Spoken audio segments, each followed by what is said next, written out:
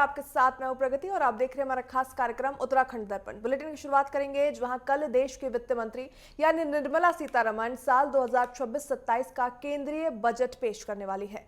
लेकिन इस बार का बजट सिर्फ आंकड़ों का खेल नहीं होगा, बल्कि उत्तराखंड के लिए विकास का इंजन भी साबित हो सकता है।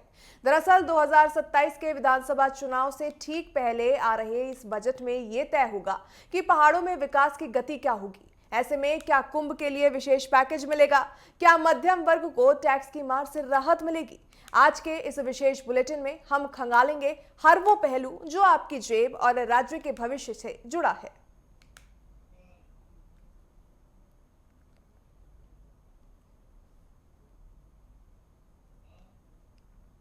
आगे बढ़ते हैं। बजट से पहले राज्य सरकार ने दिल्ली में अपनी प्राथमिकताओं की लंबी फहरियत सौंपी। दरअसल कुंभ के आयोजन से लेकर सीमांत क्षेत्रों के विकास तक उत्तराखंड ने केंद्र से एक बड़े वित्तीय सहयोग की गुहार लगाई है।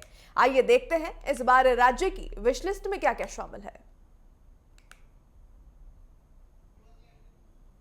तो आपको बता दें, कल यानी 1 फरवरी 2026 को 9वीं बार निर्मला सीतारमण भारत का केंद्रीय बजट जो है वो पेश करने वाली है और इसी को लेकर उत्तराखंड को भी कई उम्मीदें हैं इस केंद्रीय बजट से। अगर बात करें राज्य में आगामी सालों में कुंभ मेले का आयोजन होना है तो उसे लेकर भी कवायदे लग रही हैं कि हो सकता है जिस तरीके से कुंभ का आयोजन होना है उसे लेकर किसी बड़े राहत पैकेज का ऐलान हो जाए। वहीं अगर विधानसभा चुनाव की बात करें तो साल 2027 में उत्तराखंड राज्य में विधानसभा चुनाव भी आयोजित होने हैं, तो ये भी उम्मीद लगाई जा रही है कि सेंट्रल गवर्नमेंट वित्तीय बजट से जो है वो उत्तराखंड राज्य को कुछ ऐसी सौगातें दे सकती है जिससे सीधा असर जो है राज्य की जनता को मिले।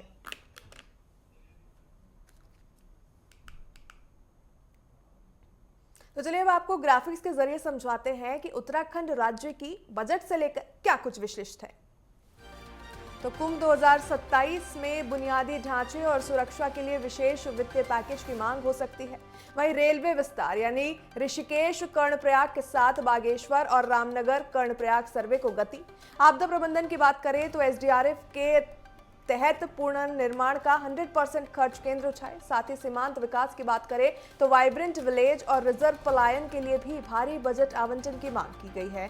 साथ ही आपको बताते चले कि ये जो है विश लिस्ट है उत्तराखंड राज्य की। साथ ही सामाजिक सुरक्षा का अगर हम जिक्र करें तो बुजुर्गों की पेंशन में केंद्रांश 200 रुपए से बढ़ाकर 500 रुपए करने की भी मांग जो है वो रखी गई है।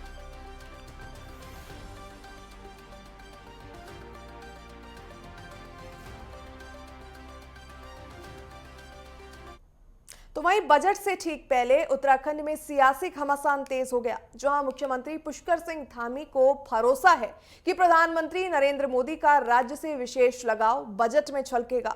तो वहीं पूर्व मुख्यमंत्री हरीश रावत ने सरकार की मंशा पर ही सवाल खड़े कर दिए। रावत ने सबसे बड़ा प्रहार यह किया कि सरकार के पास आम आदमी की समस्याओं का कोई ठोस समाधान ही नहीं है।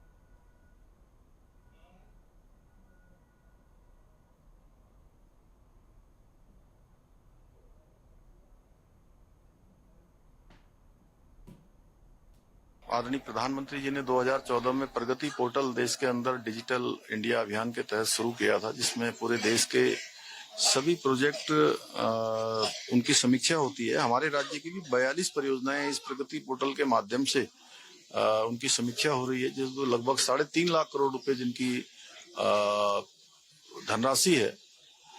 तो इतना सारा हमको पहले से ही मिले हुए हैं। हर राज्य को केंद्र की कोई भी योजना होती है तो उसमें हमको अवश्य रूप से सम्मिलित किया जाता है। प्रधानमंत्री जी और भारत की सरकार हमेशा हमारा ध्यान रखती है। अभी शासकीय के जो पैसा मिला है, स्पेशल विशेष जो सहायतित योजनाएं हैं, उनमें हमको बहुत बड़ी राशि मिली है और लगातार भारत सरकार ने हमको दिया है। तो इस बार के बजट से भी हमको हमेशा से उम्मीद है, उम्मीद से बढ़कर हमको मिलता है, तो इस बार भी हमको उम्मीद से बढ़कर मिलेगा। इसके लिए भारत सरकार में समय समय पर हम लोगों ने अपना निवेदन किया है कि राज्य की जो हमारी आबादी है, जनसंख्या है, उस आबादी से लगभग 8-10 गुना ज्यादा आबादी का हमें फ्लोटिंग पॉपुलेशन का, आने वाले लोगों का हर प्रकार से उनका इंतजाम करना होता है, उनके लिए व्यवस्थाएं करनी होती हैं। तो भारत सरकार जो भी हमको ग्रांट दे, भारत सरकार जो भी हमको सहायता करे, उन सब का भी ध्यान में रखे, क्योंकि यहाँ पर चार धाम यात्रा चलती है, हर साल कांवड़ यात्रा होती है, अभी कुंभ मेला हमारा प्रस्तावित है, इसके अतिरिक्त आदि कैलाश यात्रा है, कैलाश मानसरोवर यात्रा भी हमारे राज्य में होती है। विशेष पर्वों पर और विशेष स्थानों पर हमारे यहाँ वर्ष भर माँ पूर्णागिरी के स्थान पर भी 30-40 लाख लोग प्रत्येक वर्ष आते हैं। अब जागेश्वर धाम में बड़ी संख्या आने लगी है, हेमकुंड साहब जाने वालों की संख्या भी काफी बढ़ गई है, आदि कैलाश जाने वालों की संख्या बढ़ गई है। चार धाम यात्री पहले की तुलना में कई गुना बढ़ गए हैं और प्रत्येक वर्ष उनकी संख्या बढ़ रही है।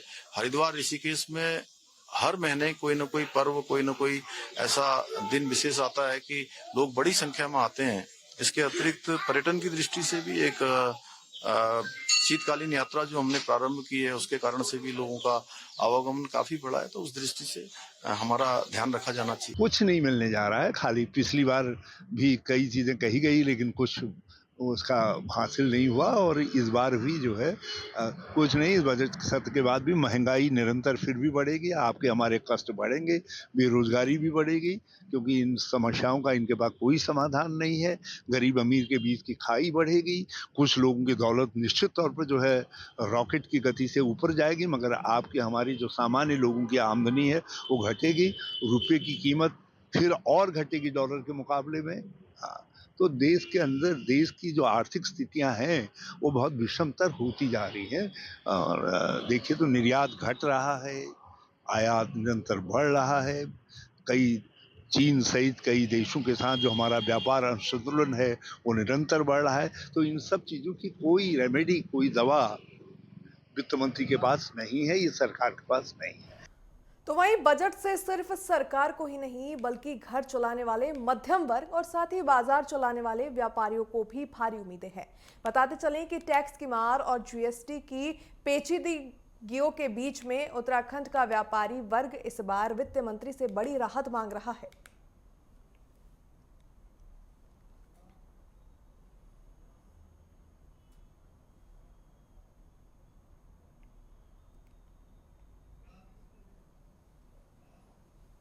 और चलिए अब आपको ग्राफिक्स के माध्यम से समझाते हैं कि आखिर क्या चाहता है आम उत्तराखंडी। सबसे पहले नौकरी पेशा की बात करें तो इनकम टैक्स की छूट सीमा बढ़े, ये मध्यम वर्ग के लोगों की बड़ी उम्मीद है। व्यापारियों की बात करें तो व्यापारियों की तरफ से जीएसटी पंजीकरण सीमा में बढ़ोतरी और साथ ही कंपोजिशन स्कीम का सरलीकरण करने की मांग रखी गई। निवेशकों की तरफ से देखें तो LTCG यानी long term capital gain tax में रियायत, ताकि रिटर्न जो है वो बेहतर मिल सके। अब आगे बढ़ते हुए अगर बात करें हम आम जनता की, तो आम जनता की तरफ से पुरानी सीवर और पानी की लाइनों के लिए अर्बन इंफ्रास्ट्रक्चर के लिए अलग से बजट आवंटित करने की जो है वो मांग रखी गई है। हमारी जो होटल इंडस्ट्री है इस टाइम बहुत मुश्किल टाइम से निकल रही है। सर्वाइवल होटलों का बहुत मुश्किल है, सैलरीज बढ़ रही हैं, खर्चे बढ़ रहे हैं, महंगाई काफी है। तो हम उम्मीद करते हैं सरकार से कुछ टैक्सेशन में हम लोगों को और कई कुछ अन्य सुविधाएं हमको टूरिज्म में अगर हमको ये दे तो हम बहुत उम्मीद है हमारी, और बहुत उम्मीद की तरह हम केंद्र सरकार को देख रहे हैं कि इस बजट में हम लोगों के लिए कुछ अगर वो टैक्सेशन में कुछ कर दें, जीएसटी में कुछ कर दें, या कुछ हमारे को कुछ ऐसा कंबाइंड सा एक पैकेज दे दें जिससे थोड़ा सा टूरिज्म बूस्ट कर जाए। जो हम लोग इन्वेस्टमेंट करते हैं, आज एक अगर एक अच्छी कैटेगरी का होटल बनाते हैं तो लगभग 100 करोड़ रुपए का इन्वेस्टमेंट उसमें हो जाता है, जिसमें से करीब 60% हिस्सा बिल्डिंग में इन्वेस्ट होता है, और बिल्डिंग पे करे हुए इन्वेस्टमेंट पे हमें जो है वो जीएसटी का इनपुट नहीं मिलता है। तो माननीय वित्त मंत्री से हमारा अनुरोध यही रहेगा कि जो हम लोग बिल्डिंग में पैसा लगा रहे हैं, होटल में पूरा जो इन्वेस्टमेंट कर रहे हैं, उसके पूरे जीएसटी का इनपुट हमें मिलना चाहिए, क्योंकि हम लोग जो है बड़ी मात्रा में फिर 18% की दर से उस पर जीएसटी दे रहे हैं। हम तो यूनियन के हिसाब से चल रहे हैं, लेकिन आज के टाइम पे गाड़ियां इतनी हो चुकी हैं कि कोई अनगिनत गाड़ियां, वो फिटनेस का जो सिस्टम है वो भी इन्होंने ठेकेदारों को सौंप दिया है, जिससे हमें बहुत ही समस्याएं झेलनी पड़ रही है। मैं कह रहा हूँ कि ये डगामार और बला बला बंद हो जानी चाहिए। ये प्राइवेट गाड़ियों से जो बला बला चली, सारी प्राइवेट गाड़ियां चल रही है, जबकि हमारी कॉमर्शियल गाड़ियां हम टैक्स भरते हैं, इनसे कोई टैक्स नहीं लिया जाता है। इनका तो बहुत बढ़िया है। हमारे क्या, हम तो 60,000, हमारी गाड़ी चले ना चले, हमारी गाड़ी तो 60,000 पर साल देती आ रही है। ये एक इंफ्रास्ट्रक्चर यहाँ पे क्या है, जहाँ जहाँ भी होटल्स हैं या जो हॉट स्पॉट हैं टूरिज्म के, वहाँ पे प्रॉपर इंफ्रास्ट्रक्चर के लिए सरकार को एक विशेष बजट देना होगा। जैसे पार्किंग, ये जैसे बाईपास निकालने के लिए, क्योंकि जितने भी टूरिज्म प्लेसेस हैं वहाँ पे काफ़ी भीड़-भाड़ होती है और वाहनों की रेलम-पेल से लोगों का जनजीवन प्रभावित होता है और पार्किंग की बड़ी समस्या वहाँ पे नज़र आ रही है देखने में। तो ऐसे में एक स्पेशल बजट इन चीज़ों के लिए होना चाहिए। पहाड़ी राज्य जो भी राज्य है, जैसे हिमाचल है, उत्तराखंड है, इस टाइप के जितने पहाड़ी राज्य हैं, इनके लिए बजट सत्र में कुछ स्पेशल होना चाहिए इनके लिए, ताकि कभी भी ऐसी दैवीय आपदा है, क्यों दैवीय आपदा का पता नहीं होता कब आए कब, क्योंकि कई बारी ऐसी आ चुकी है हमारे यादगार में। तो इसमें कभी फंड का बड़ा अभाव रहता है। जब फंड का अभाव रहता है तो गरीब आदमी पे उमार पड़ती है, क्योंकि गाड़ियाँ चलती नहीं, गाड़ियाँ खड़ी रहती है, ड्राइवरों को तनख्वाह देनी होती है, लोगों का अपना टैक्स जमा होता है, गाड़ियों की फीस देनी पड़ती है। कोरोना के टाइम पे भी यही हालत रही।